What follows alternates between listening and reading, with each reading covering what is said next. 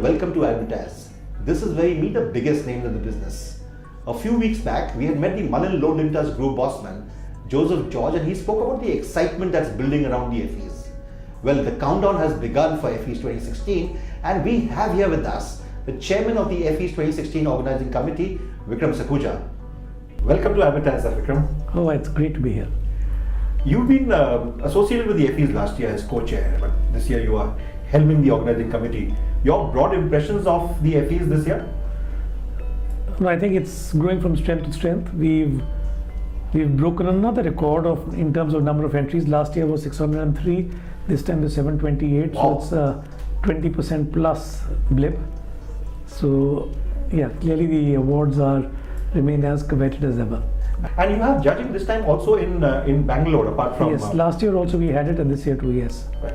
And does that really add to the whole complexion of the judging in terms of more places, greater involvement of people? Yeah, I think you get a more representative cross-section of the Indian corporate force. The good thing about Effies is that the way they judge, there's a reasonable amount of benchmark to normalization to the kind of awards that judges are encouraged to give basis FE worldwide guidelines. So you've got 4 criteria. Each criteria has to be scored out of 100. We sort of give guidelines as to what great work should be getting, more than 85, maybe a little bit different for not good work but not that great, and then also stuff that should be awarded and what probably shouldn't. So what we've seen is that even if you go from panel to panel and city to city, there is a fair degree of normalization that comes in scores that helps. And of course, you're able to get a far greater cross-section of the industry. I know it's an unfair question to ask, but what are the entries like this year? Is there going to be a whole lot of competition? Are they going to be, a dramatically different result? Well, I have no idea. I have no idea as to what the result is going to be. The process is happening as we speak, and we should be in a position to reveal all on 16th.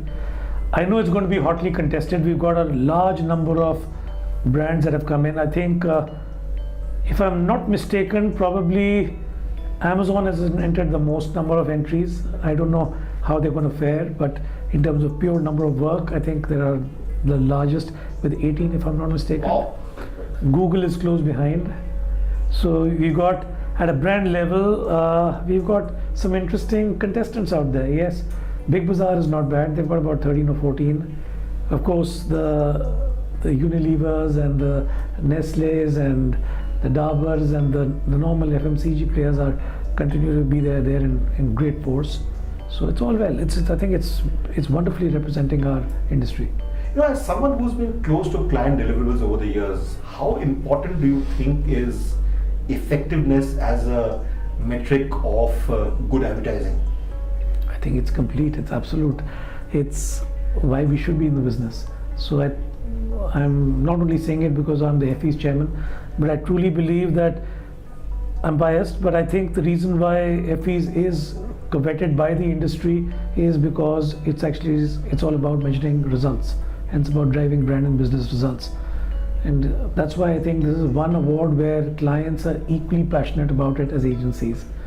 So effectiveness is absolutely important. I want to ask you 2 questions, but the first one is, how do you rate Effies versus the Abbeys in terms of the quality of the work that an agency produces, plus really effectively servicing a client's needs?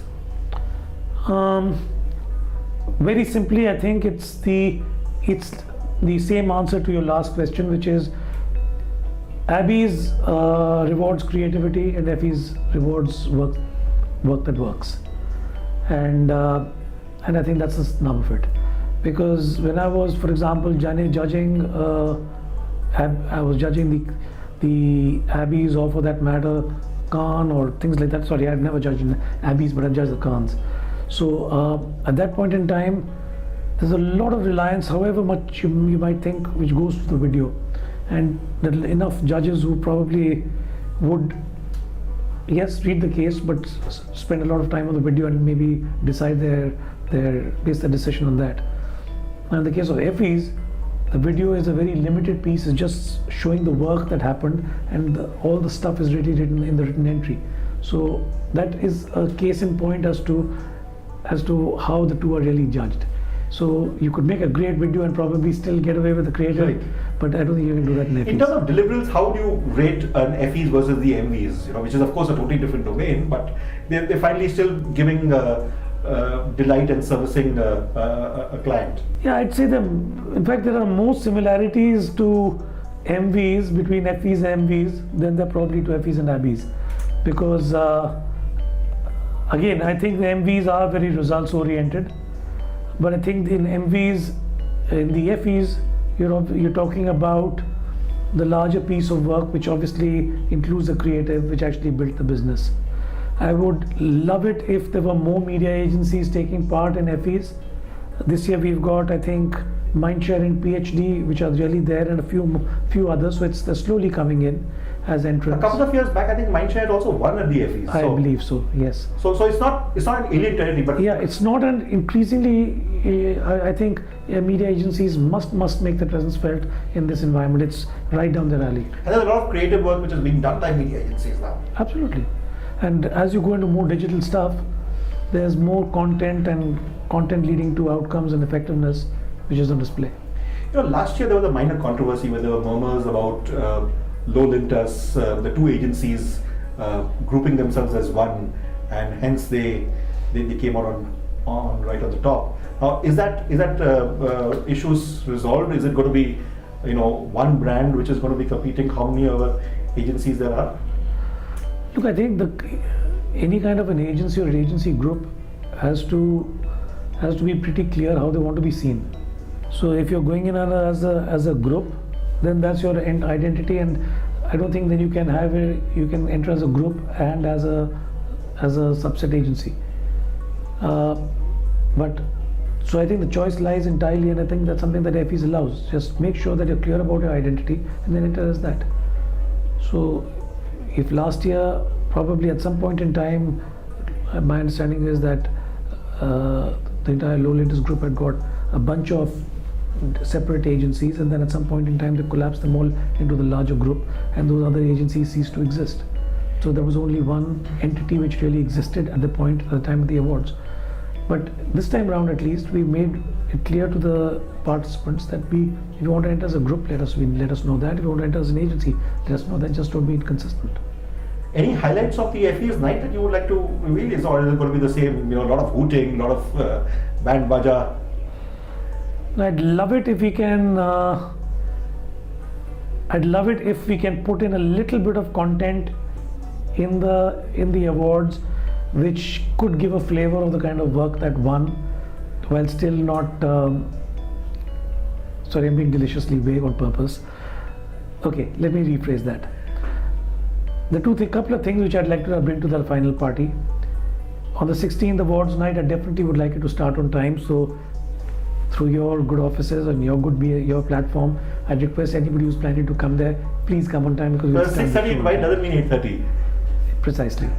So please come by 6:30. Have a drink. We'll start at 7. And if you come late after that, well, you'll miss the beginning. Second is, I'm hoping to give, for the people who are really practitioners of the craft, I would love it if I can bring some insight into the kind of stuff that is winning and what the judges have actually been able to have been able to observe and make an and therefore award.